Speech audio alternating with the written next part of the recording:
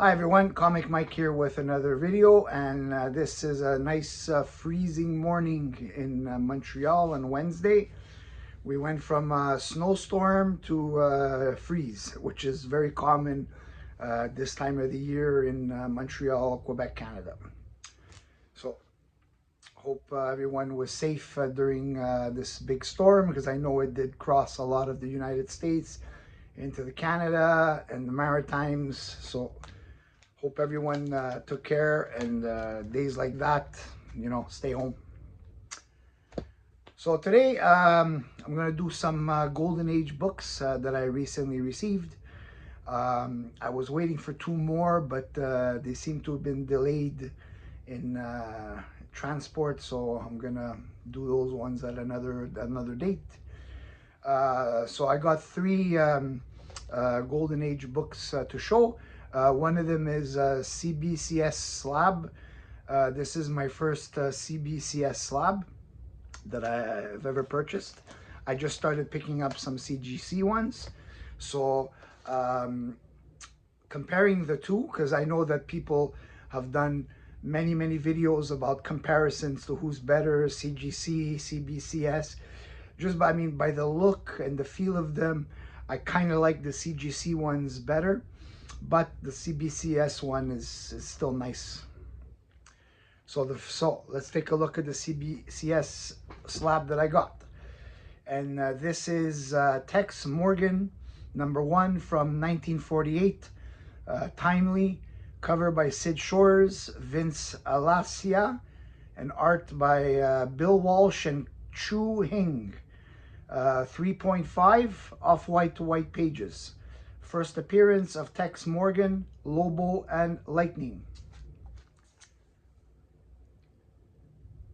Maybe it would look better if I removed it from the plastic.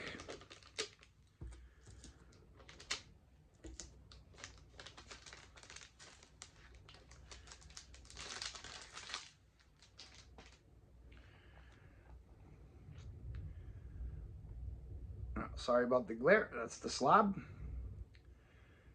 It is a very nice presenting copy. It kind of looks more than a 3.5. It does specify here one piece of tape on interior cover. So I don't know like how what are the grading criteria. Maybe that piece of tape dropped it up half a point or something like that. I'm not an expert on the grading, so if anybody knows how much they would deduct for a piece of tape, let me know in the comments. It's a really nice copy from 1948, the first appearance of a character. So I mean, I did get a really good price for it. I believe the price I paid for it is what it would cost me if I were to buy the book raw and send it to Go Get Slab. And a little history of Tex Morgan, the comic, this series. This one ran 9 issues from 1948 to 1950. Issues number 7 to 9 were all photo covers. Basically, Tex he's born in the town of Mesquite, Texas. As a kid, he became a crack shot with a pistol. He befriended a native boy named Lobo, who was also the first appearance, and Lightning is his horse. That was a wild horse that he tamed and became his companion. So later on, he becomes a U.S. Marshal. So cool book to have. Another addition to my newly started collecting of slab books. So I'm definitely happy with this purchase. Next, I have the 1970s run of The Shadow, where he did a 12 or 13 issue run in DC in the Bronze Age. I bought the whole run. I did some videos on it.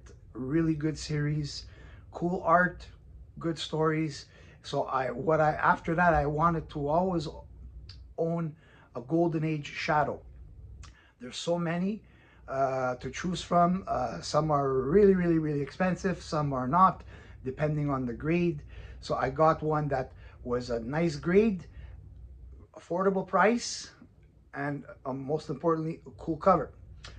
So this is Shadow Comics, Volume 9, Number 1 from 1949.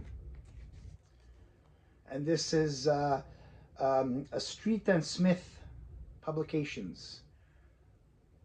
They also did a lot of pulps with the Shadow. Bob Powell cover and art. There's a Doc Savage backup story. Now this one is in really nice shape. The only big flaw would be has like a small little chip here missing. But apart from that, book is solid. Spine is very solid. No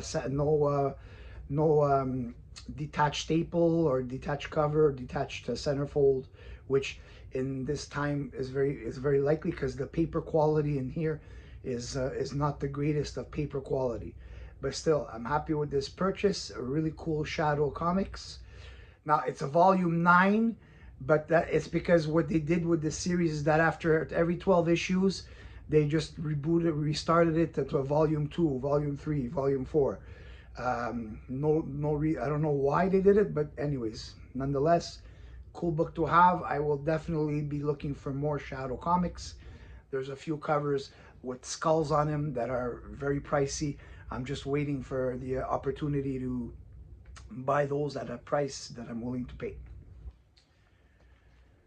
And last one, this is another cool one. I never heard of it before. I just stumbled on it and I said, you know what, I'd like this. I'd like to have it. This is Blackstone Master Magician Comics, number 1, volume 1, featuring Blackstone, the only living comic book character. And this one is from 1946. It's in pretty good shape. Does have some spine wear, but nothing detached. Based on, like I said, based on a real life magician, Harry Blackstone Sr., created by Elmer Cecil Stoner. Weird name. He's believed to have created Mr. Peanut, the mascot from, you know, the Planters Peanut, that logo, the Peanut guy. He's supposed to be the one that created him. He also did pencil art on Detective Comics number 1, which is, you know, pretty cool. He created this 3-issue series, because this series did run 3 issues. Later revived in 1947 by EC for 1 issue. Then after was revived once again by Timely in 1948 for another 3-issue series. It's possible they were reprints of these 3. Then was revived once again for a radio show which lasted from 1948 to 1950. So this is not, obviously is not a highly sought after character. I mean, I never heard of him up until recently, but still cool to have, especially being from, you know, the mid 40s. And like I said, another golden age first issue to add to my collection of first issues and my slowly building up golden age collection. Because since I started looking into this golden age, I'm like really, you know, into it. So whenever I do have an opportunity to buy a cool book at a good price from the golden age, I will always pick it up. It feels like it's a part of history, at least to me. So I don't know the way you feel about it. So that's the 3 books for this video. I hope you enjoyed it. Let me know if you've ever heard of Blackstone, you know, or even Tex Morgan. I mean, everyone's heard of the Shadow, but I do like to try to show characters that either people never heard of, or maybe they have heard of them, but they just haven't heard from them in so long that they would say like, oh, I remember that character. You know, because there's some of those old characters, they are pretty interesting.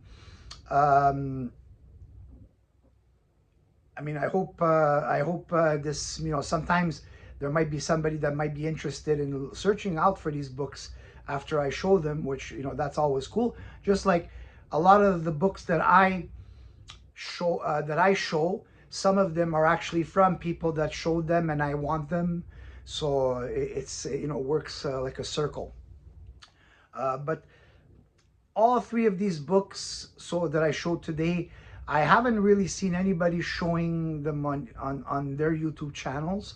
So it's always cool to, be out there showing books that no one shows. So hope you enjoyed it. Please like and subscribe, leave me a comment, and I will see you on the next video.